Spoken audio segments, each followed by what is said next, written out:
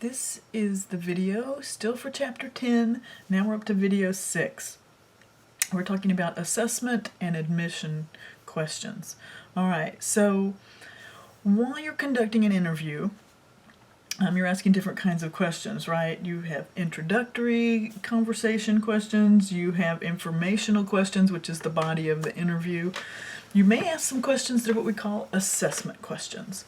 Now, assessment questions, you're trying to figure out something about the person. You're trying to figure out what stage of crisis reaction are they in? Are they telling me the truth? Mainly you're trying to figure out if they're telling you the truth.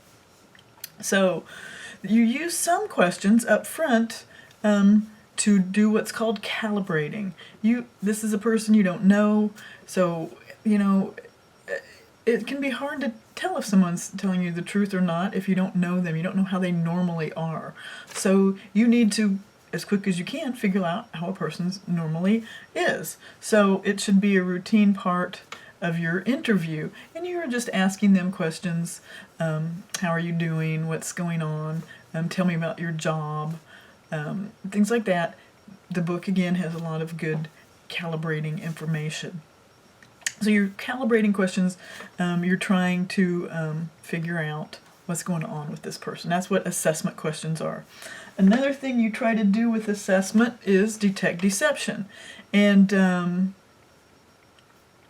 going to be both verbal and nonverbal cues. People who are lying are going to act more tense. They won't be positive and happy. They're not glad to talk to you. They give you less of a response, less interesting story. It's more of like, here's a story, and this is not any interesting imperfections or details. So it's like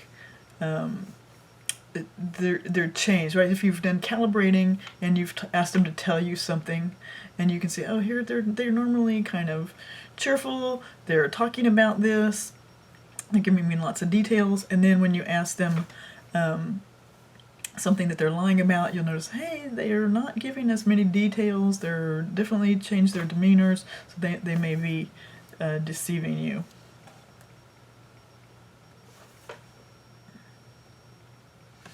All right. If you feel like you're being lied to, ask some assessment questions. And there's a bunch in the book. They build from most to least sensitive, and initially try to seek agreement. Now, on to admission seeking. So, you've had your interview, you've done introductory questions, you've calibrated, you know a little bit what they're about, you've been asking a lot of informational questions, and you think this person did it, all right? So you're going to try to get them to confess, all right? So admission-seeking questions are getting them to confess, and so that's our new theme. It's no longer getting them to help, it's getting them to confess. Admit they did the fraud. Frequently you, I'll put it like this. You want to prepare a little bit first, because this is a big transition. They may kind of know it's coming. It's useful to maybe step outside and come back and say, oh, I need to get something. And maybe go get your file folder of, the invoices that they've fraudulently made or something. Right, so go get some stuff. Come back. You don't have to give a Miranda warning. That's for police officers who are about to arrest someone. You're not going to arrest anyone. You're just trying to get them to confess. All right? So that's your theme. You're trying to get them to confess. Now,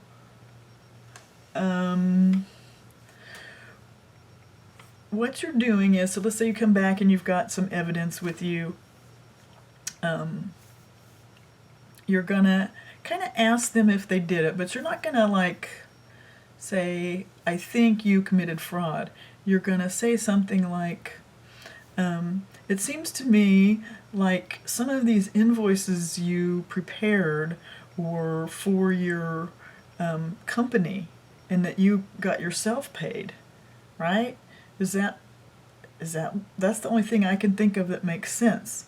So, you kind of like, you're not saying you committed fraud, you're saying it looks like you prepared these invoices for yourself. That's the only thing I can figure out that makes sense.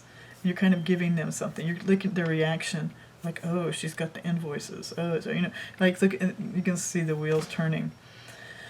And so then you can repeat it and say, do you have an explanation for how these invoices got here in the payables accounts? Something like that. And then if they do interrupt or try to deny or delay, you kind of prevent that. You ask them for their reasoning, right? Say something like, what was going on when you did this? Why did you do this? That's always a good idea. Like, right, they haven't yet quite done it, but a good way to get them to say it is to say, well, what were you thinking when you did this? Right? It's like, they did it, right? It's like, what were you thinking when you did this? Why did you do this? And of course, establish rationalization too. That's another way. Because they don't want you to think they're a bad person who committed a crime. They're a person who was having financial problems. You could say something like, well, I know you wouldn't have done this if you hadn't gotten divorced and then had your bills double overnight. So, it's like, you're kind of saying you realize they did it. I know it's caused you problems. I know that your boss didn't appreciate you. When I was talking to him, it seemed like he didn't give you enough credit. You can get them on your side, stuff like that. You're trying to get them to confess. So you can use rationalization as a way to get them to confess. All right. So they may come up with alibis, no, I didn't do it, I couldn't have done it, I wasn't there. So it is okay to display that evidence so that they can't have an alibi. Well, this is your signature. This witness told me they saw you, right? So you can present some alternatives for them, like we talked about, give them reasons to confess.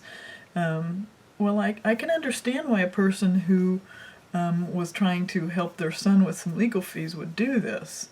It makes sense to me. And so I think that's what you did. Would you like to talk about that? And then that's what we call a benchmark admission. So you get them to confess. You need to get them to confess they knew it was wrong, because remember, what makes a fraud is intent, right? Because a person can make a mistake. Oh, I mistakenly changed that invoice. So you got to get the intent. You try to get them to give you some facts that only they know, right? Like how many times it happened. Like, how did you do it?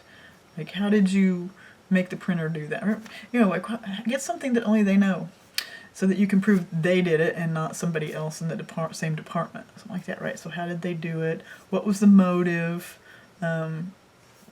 You try to find out when it started and when it ended. How many times did it happen? Because you want to track how much money has gone missing, right? So you want to try to track all that down. So you want to find out what they actually did. So once you get them to say, yes, I did it, now you start asking them questions about what they did.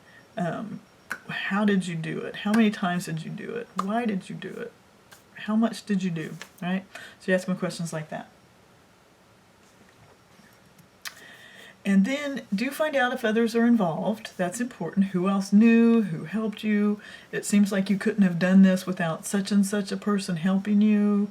Things like that. So you do want to find out who else is involved. And